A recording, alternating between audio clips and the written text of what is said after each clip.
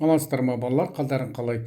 Балалар, мынандай бір есеп қарастырайық. Тереңдігі 5 метр судан көлемі 0,6 метр куб жіпке байланған тасты судың бетіне дейін көтереді. Судың тығыздығы 1000 кг метр куб. Тасты көтеру кезіндегі жұмысты табыңдар. Енді балалар, тастың тығыздығын білеміз, ол 2500 кг бөлінген метр куб. Қазір есеп шығару барысында пайдаланамыз. Енді бір қалыпты көтерген кезде атқарған жұмыстың формуласын жазайық. А тең болады F көтеру күші көбейтілген H. Бұл бірінші теңдеу. Енді балалар, бұл жерде бір қалыпты көтерсе барлық күштердің қосындысы 0-ге тең. Бұл жерде F жіптің керілу күші плюс mg плюс F архимед күші тең 0. Яғни Ньютон бірінші заңын жазып тұрмыз. Енді осы жерден көтеру күші бізде жіптің керілу күшіне тең. Сондықтан ой күргесін бағыттасын плюс деп алайық та, енді күштердің проекциясын анықтап жатырмыз. Ал оған қарама-қарсы минус деп алайық. Сонда F жіптің керілу күші минус mg плюс F архимед күші тең 0. Бізден екінші теңдеу болсын. Біздің үшінші теңдеу болсын. Енді осы жерде жіптің керілу күші осы біздің көтеру күшімізге дәл келіп тұр. Бала, сонда mg минус F архимед күші. Төртінші теңдеу. Бұл жерде тастың массасы жоқ, бірақ тығыздығы мен көлемі бар. Яғни тығыз бен көлем арқылы ашып қоямыз. Келесі архимед күшін білеміз. Суға немесе сұйыққа батырған керектерші күш.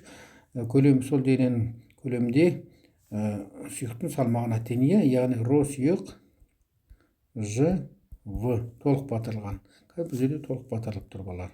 6. Енді 5 пен 6-ны 4 қойы саламыз. Балалар, жаз қойық сіздерге түсінікті үшін. 5 пен 6-ны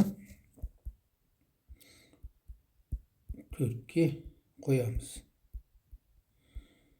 Сіздерге түсінікті болу үшін.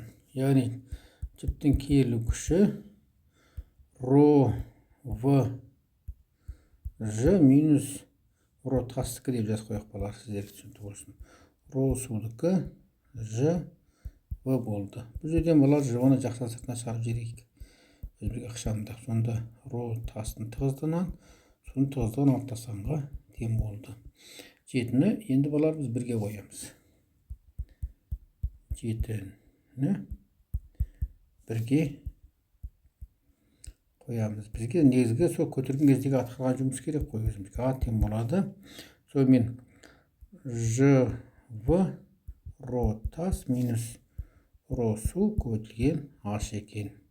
Соңғы формуламыз шыға келді. Сонымен А тең болады Ж 10 ньютон бөлінген килограммен алайықшы бірлігін. Сонда есептегенге жақсы. 0,6-на 6, 10-ның минус 1 дәрежесі метр куб деп жазайық. Көбейту 2500-ден 1000-ды алсақ 1500 дәреже түрінде жазайық. 1,5, оның 3 дәрежесі килограмм көбейтілген метр куб. Ашымыз біздің 5 метр. 5 метр. Енді алдымен бірлігін шығарып алайық балалар. Бірлігін килограмм мен килограмм қысқарсын. Метр куб пен метр куб қысқарсын. Ньютон көбейтілген метрді жолды береді. Яғни қорытып шығарған сегізінші формуламыз дұрыс балалар. Дәрежемен жұмыс істейік балалар. Бұл жерде плюс 10 минус 1 мен 10 плюс 1 дәреже қысқарсын. Алты жерде 5 30. 30-ды 1,15 көбейтсек 45. Сонда ауызша шығара салды. Ешқандай қиындығы жоқ екен. 45 дәрежеден 13 дәрежесі алды. 13 дәрежесі ньютон көбейтілген метрді жолды береді балалар. Сонымен атқарған жұмыстың шамасы А тең болады 45 килоджоуль болды. Жауабын жаз қояйық. Жауабы. Сонда біз тасты көтерген кезде, бір қалыпты көтерген кезде біздің атқарған жұмысымыз 5 метр тереңдіктен 45 килоджоуль екен. Осымен сабағымыз аяқталды. Қош сау болыңыздар.